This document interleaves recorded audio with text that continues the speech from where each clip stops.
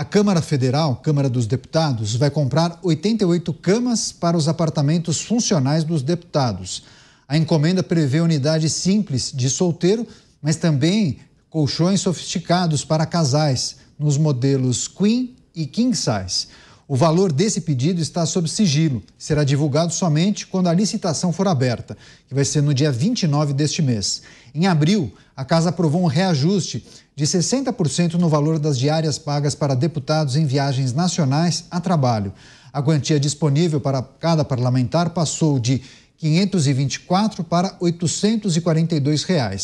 Aí fica a pergunta, está sobrando dinheiro nos cofres públicos? Bom, vamos refletir com os nossos comentaristas. Delegado Palumbo, enfim, é importante a gente explicar para a nossa audiência que os deputados, eles têm um apartamento funcional. Muitos são de outras localidades, passam a semana em Brasília, então tem um apartamento funcional já mobiliado, todo equipado, e naturalmente de tempos em tempos há a troca ou dos móveis ou de alguns itens desses apartamentos. Foi feita a encomenda dessas camas e colchões nos modelos solteiro, mas também nos modelos Queen e King Size, que são camas de casal maiores, né? Mais confortáveis, é um colchão mais caro, inclusive.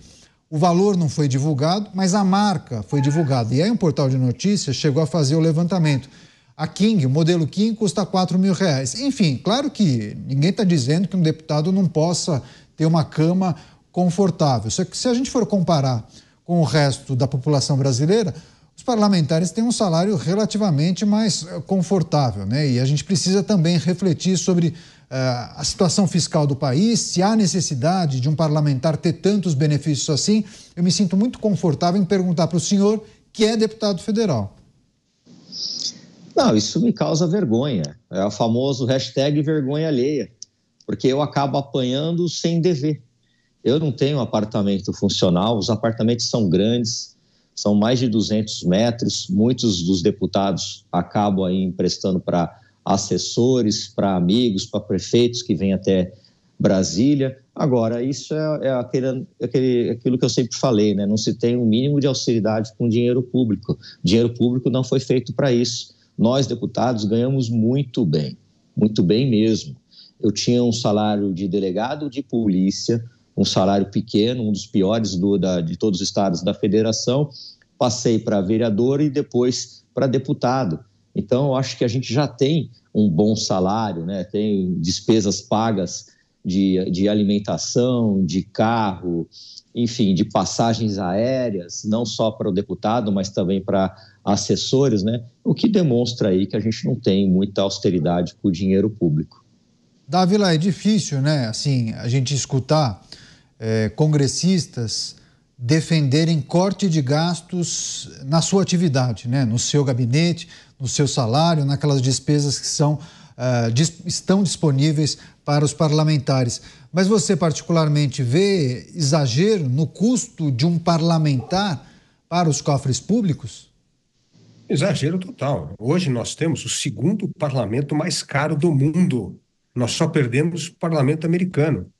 É uma vergonha. Um país que tem o PIB do Brasil ter o segundo parlamento mais caro do mundo. Por quê? Porque é isso aí, não é a conta só. Olha, tem um estudo que é muito interessante. Se você zerar o salário do parlamentar brasileiro, o deputado federal, o senador não vai ganhar nada, não tem salário, ainda continua sendo o segundo parlamento mais caro do mundo. Por causa dos benefícios, assessores, passagem aérea, verba, apartamento funcional, vale paletó. É uma loucura, gente. É inconcebível ter um segundo parlamento mais caro do mundo num país como o Brasil. E, aliás, você vai em Brasília, lá eles estão fazendo mais reforma na torre ainda, está criando mais espaço. É uma loucura isso. Como é que pode? Quantos assessores... E olha, e eu falo uma coisa, e nem precisa de tantos assessores, porque o time técnico da Câmara, o deputado Palumbo sabe disso muito bem, do Senado, é extraordinariamente bem qualificado. A turma técnica é muito boa, muito competente. Então é isso aí. Você tem acesso a não sei quantos assessores, a escritório, a apartamento, a carro, a motorista. É uma loucura. loucura, não existe isso. Então, nós precisamos ter um parlamento de acordo com o Brasil, e não tendo o segundo parlamento mais caro do mundo e a justiça, o poder judiciário mais caro do mundo. Nenhuma justiça do mundo custa 1,6% do PIB. A média é 0,3%, 0,4% do PIB, nós somos 1,6%. Então, hoje há uma desproporcionalidade, o gasto público versus o que é o tamanho da economia brasileira, o que é o tamanho do PIB brasileiro, que é o retrato de uma república de privilegiados. É isso, infelizmente, é uma vergonha. A gente precisa... E eu gosto muito de ver o deputado Palumbo indignado com isso, e como ele disse, ele acaba sendo levado nesse adjetivo coletivo, porque no fundo ele é deputado, mas ele não utiliza disso. Aliás, como vários deputados lá do Partido Novo também não utilizam carro, chofer, nada, tem que pagar com o próprio bolso. Então a gente precisava ter uma remuneração até que eu considero maior, mas todas as despesas são pagas pelo parlamentar, como é o que existe em vários países do mundo. Pois é, eu acho que essa é uma situação importante para a gente trazer para reflexão e o debate com os nossos comentaristas. A notícia em destaque é uma encomenda, uma aquisição, uma compra que será feita pela Câmara Federal de novas camas, tipo cama box, para os apartamentos funcionais dos deputados. Alguns modelos de solteiro, outros modelos queen size e também as king size, de acordo com a reportagem de um portal de notícias que cobre Brasília, algo em torno de 4, 5 mil reais as camas modelo king size. Você, Cristiano Beraldo, claro que essa notícia traz para a mesa, para que a gente reflita sobre os benefícios que são ofertados aos deputados, congressistas, senadores, enfim. Muitos fazem comparações de parlamentares de outros países, que apesar de terem um bom salário, não tem tantos benefícios assim. Primeiro, o que a gente precisa considerar em relação a essa notícia, e é possível fazer algum tipo de comparativo, por exemplo, com os congressistas dos Estados Unidos? É possível dizer que eles têm regalias aí nos Estados Unidos também? O poder sempre tem regalias, né? Em qualquer lugar do mundo, a pessoa poderosa, ela, né, tem um círculo de amizades próprios. Essas amizades, muitas vezes, mesmo que não sejam regalias oficiais, acabam trazendo algum tipo de facilidade, enfim. Não é esse o ponto. O que eu acho que é a diferença entre a realidade do Brasil e a realidade dos Estados Unidos é que no Brasil a gente está discutindo agora, por exemplo, esse caso dos colchões, né? Então são 88 colchões, como disse o delegado Palumbo, cada apartamento funcional tem mais de 200 metros, 3, 4 quartos, certamente cada um, então cada quarto tem que ter a sua cama. Se a gente olhar para 513 deputados, 81 senadores, esse número de 88 é bem pequeno diante de toda a demanda que existe para colchões nesses apartamentos funcionais. Se a Câmara oferece o apartamento funcional mobiliado, é claro que ela também assume a responsabilidade de, se quebrou o móvel, ela vai consertar. Se o colchão rasgou, se o colchão ficou velho, ela terá que trocar. Isso é inerente ao papel que ela resolve assumir. Então, nós não temos que discutir o colchão, Caneta, até porque, se a gente começa a discutir colchão, sabe o que vai acontecer? A mesma coisa que aconteceu com o carro oficial. Antigamente, o carro oficial era comprado pela Câmara. Aí começou aquela história de, acho que foi o Collor até, né? Aquela história de corta benefício de todo mundo, não pode ter carro e tal. O que acontece hoje? O parlamentar aluga. Aí você tem o discurso de que não tem o carro oficial, mas ele aluga e nós pagamos do mesmo jeito. Então, o que vai acontecer? Se essa história dos colchões virar um grande assunto, é que eles vão fazer um contrato de aluguel de colchão. Aí pronto, aí não precisa fazer licitação mais para comprar colchão de tanto em tanto tempo. Vão dar esconder ali o ponto principal, que é o que a gente precisa discutir. É o custo da estrutura. Deveria enxugar a estrutura, né? Claro. Faz sentido isso? É razoável isso? É razoável que a Câmara dos Deputados, e a gente precisa lembrar por que existem esses apartamentos funcionais. Brasília foi uma cidade construída do zero. Os deputados que cumpriam seus mandatos no Rio de Janeiro foram transferidos para uma cidade que não tinha nada. Eu me lembro de frequentar Brasília quando eu tinha 5, 6 anos de idade. Brasília, você para ir numa farmácia e enfim, comprar um brinquedo para a criança era uma opção, 2 opções, era longe, era uma complicação. E aí a Câmara, então, e o Senado fizeram, o Supremo Tribunal, enfim, os ministros, né? Tem a península, a famosa península dos ministros, aonde se construíram as casas onde os ministros moravam, para que as pessoas fossem lá e minimamente tivessem instaladas. Ninguém, mesmo que tivesse recurso, pouquíssimos foram aqueles que resolveram investir no imóvel numa cidade que ainda não estava consolidada. Então, essa é a origem do problema. Só que hoje Brasília é uma mega cidade. Brasília é uma cidade avançada, com muitos restaurantes, com shopping, com tudo que você quiser. O deputado, ele pode honrar os seus compromissos de moradia. Agora, fazem isso não, porque a Câmara continua operando como se tivesse na década de 60. É isso que tem que ser atualizado, isso é que tem que ser discutido, não só por causa do colchão, mas por causa de toda essa estrutura que existe. Pois é, quer fazer algum complemento, delegado Palumbo, depois dos comentários do Dávila e do Beraldo, por favor? Não, acho que a gente poderia economizar dinheiro público, sim. Muitas vezes eu fui até Brasília, saí daqui na terça-feira bem cedo, voltei na quinta e não teve nenhuma votação relevante.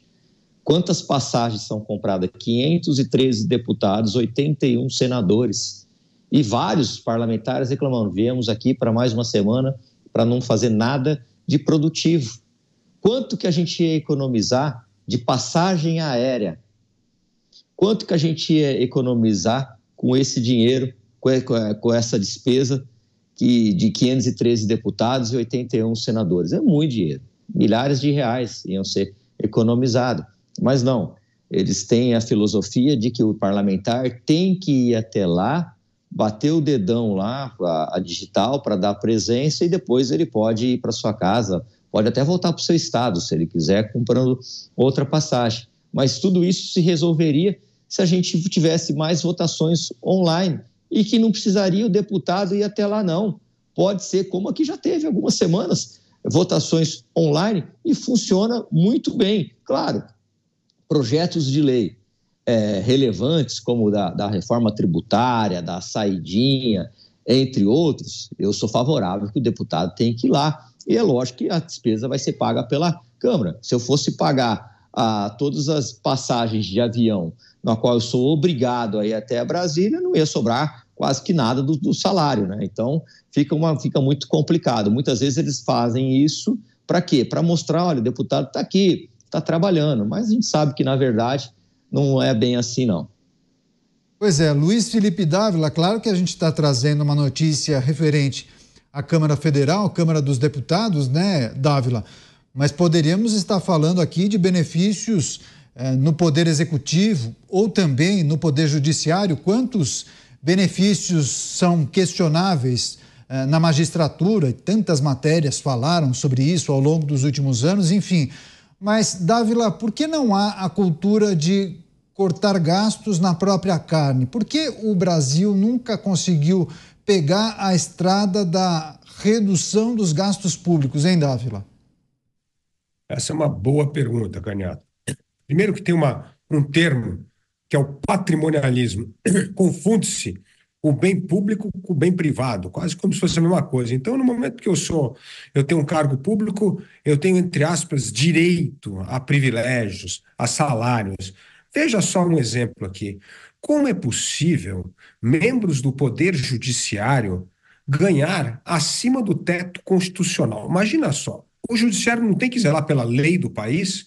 A lei do país não determina que existe um teto constitucional, né?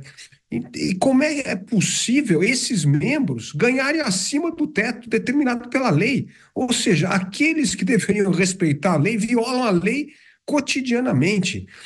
Mas não é salário, é benefício, é quinquênio, é um absurdo isso, gente. Isso como é que pode? Isso é imoral. Como é que pode ter juiz ganhando 100, 130 mil reais por mês? Se o teto é 40, não pode.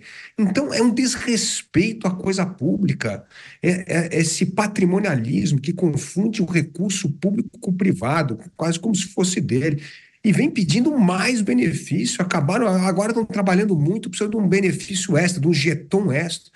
Não dá. É um absurdo o que está acontecendo no Brasil, esse aumento real de privilégios. Só super salários do judiciário hoje custam 3,5 bilhões de reais a nós que pagamos impostos, Caniato.